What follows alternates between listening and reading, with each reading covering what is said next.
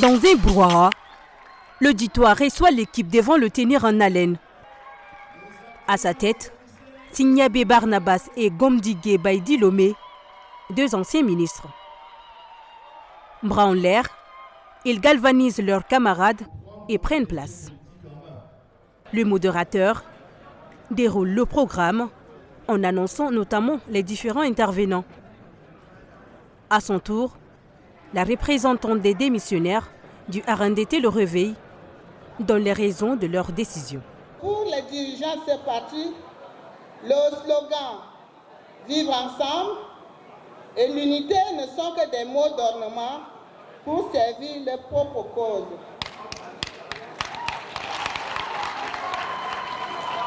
Les mots que nous chérissons tant et qui ont toujours guidé notre lutte sont vite volés en éclats par manque de sérieux de l'équipe dirigeante du parti. Ainsi, le désespoir a pris la place de l'espoir. Le dialogue a cédé sa place au monologue et aux concertations entre amis.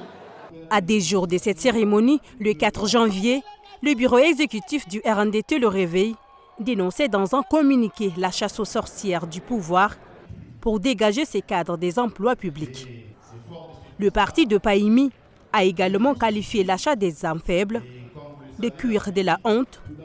Radian Gondibé Gbaïdi Lomé, secrétaire national chargé des relations avec les partis politiques et la société civile.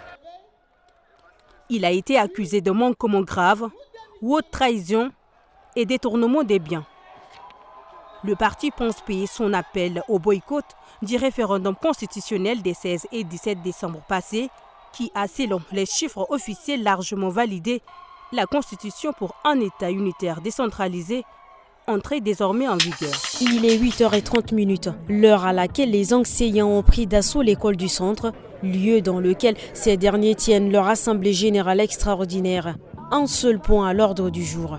Le compte-rendu de la rencontre avec le nouveau Premier ministre Succès Masra sur la question de la revendication de leurs indemnités coupées depuis 2016, appelées abattement ou encore 16 mesures.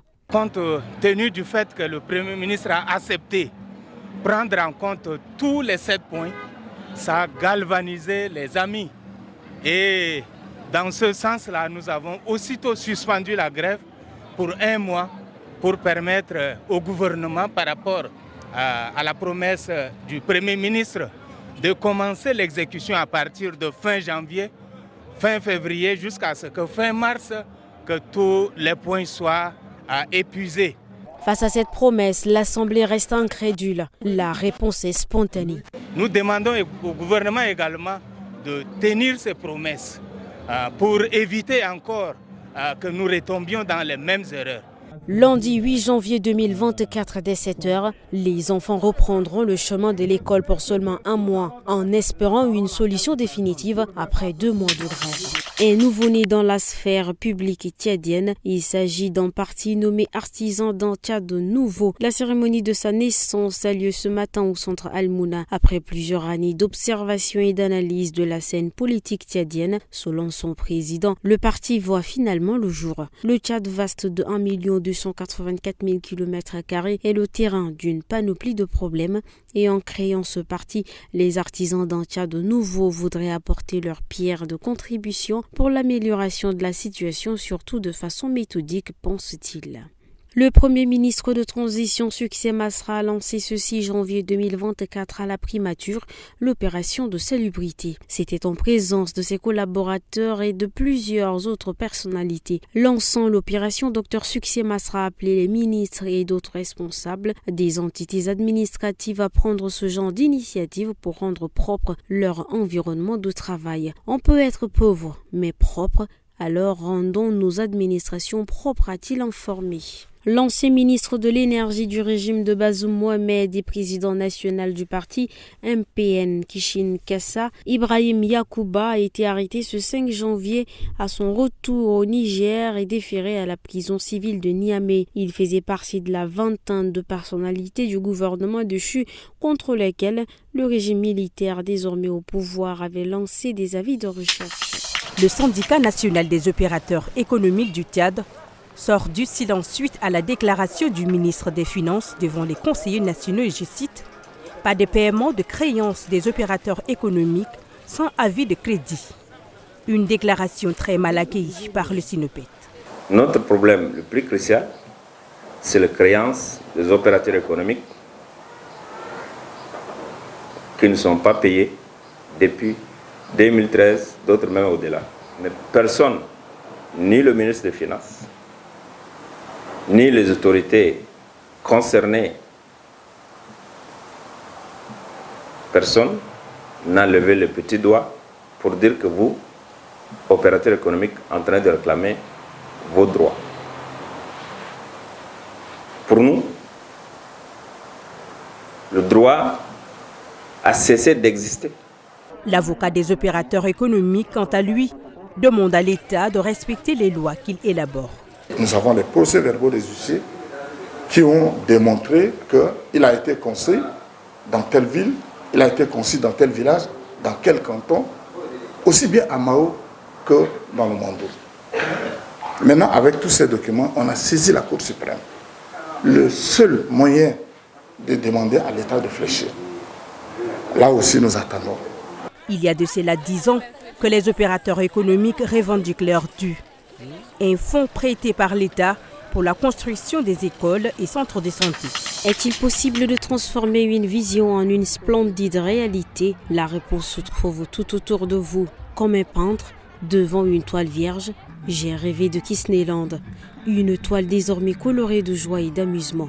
Tels ont été les mots accueillants de Souleymane Adam Kishin, directeur général du parc d'attractions devant un public émerveillé. Parrain de la cérémonie d'ouverture de ce lieu de détente, le ministre de la Culture, Bakaro Zitegui, se réjouit de la diversité du parc.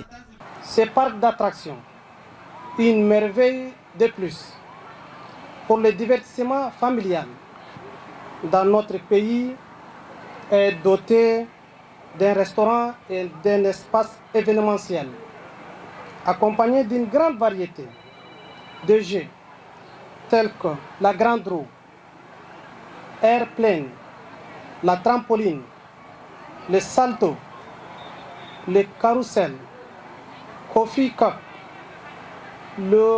la piscine et bien d'autres. Kisneyland vient s'ajouter au parc déjà existant dans la ville de N'Djamena pour le bonheur des plus petits et des familles. Venus des coins et recoins de la ville de N'Djamena, ces enfants saisissent la seconde chance de leur vie. Une chance que leur donne l'association Mabli Inter dans le but de leur apprendre un métier afin de faciliter leur réinsertion sociale et professionnelle. Je me suis retrouvée en train d'errer dans la ville parce que le père de mon enfant m'a abandonnée. En plus de cela, je suis orpheline de père et de mère. J'étais à la recherche d'un abri pour ma fille et moi. Et lorsque le centre nous a proposé de venir, je n'ai pas hésité à regagner les autres. Et ils sont une centaine, âgés entre 9 à 17 ans, à bénéficier de cette opportunité. Nous avons vraiment initié à faire vraiment créer un centre de formation d'art et métiers pour pouvoir venir en aide à ces jeunes-là qui sont vraiment abandonnés à leur sort, qui sont maintenant sous les hangars du marché, qui sont vraiment sous les escaliers, qui dorment vraiment à leurs livres. Vraiment, on est vraiment touché par ces enfants-là. C'est pourquoi on a créé ce centre, pour que vraiment toutes les formations qui doivent passer vraiment dans ce centre-là doivent vraiment être vraiment une formation que demain, eux-mêmes là, chacun doit vraiment se grouiller avec ça. Ce centre est situé à Gassi et compte redonner une seconde chance aux enfants de la rue qui sont de centaines de milliers à errer dans les rues de la capitale.